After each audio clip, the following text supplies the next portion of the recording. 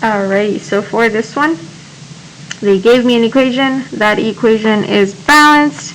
It already has coefficients in here. I can like quickly check, make sure, like quadratic control. So I have 10f's on this side and I have 4 plus 6, 10f's on the other. This equation is balanced. So now I can find the ratios of what they want me to compare. And the question tells me if you begin with 45.75 grams of ammonia, so that's one of the things that they want me to compare, how many grams of dinitrogen tetrafluoride are produced?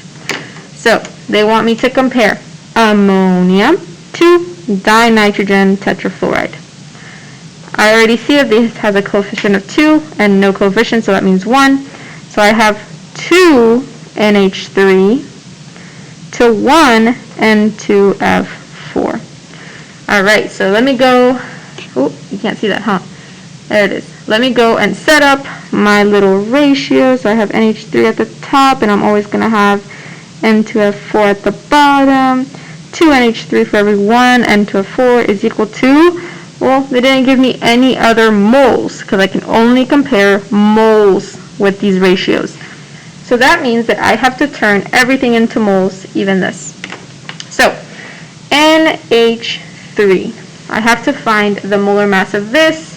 We already did that. I'm going to quickly do it on my phone here. So I have 3 hydrogens, so 1.008 times 3 plus nitrogen, which is 14.007.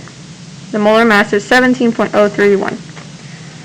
17.031 grams per mole. I can turn this grams now into moles, which is what I wanted to do using my molar mass. So 45.75 grams. I need to get rid of grams because I want moles at the end. So I need to put grams at the bottom. So top and bottom will cancel out. That leaves at the top for moles. So for every 17.031 grams, I have 1 mole.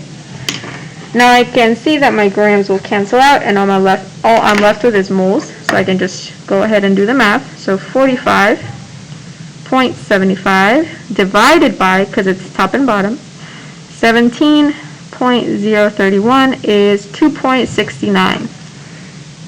2.69 moles of NH3. Alright, so now I have moles, and now I can compare it into my molar ratio that I have. So 2.69 moles of NH3 over how many N2F4, dinitrogen tetrafluoride. Now I can solve this ratio and find the moles of this given this information. So 2 times x is 2x is equal to 1 times 2.69 is 2.69. Solve for x, so divide both sides by 2. 2.69 divided by 2 is 1.34. So x is equal to 1.34. And this is moles of N2F4. Alright, so I found the moles of N2F4. But the question is asking me to find the grams of N2F4. I have moles, I need grams, I need to find the molar mass of N2F4.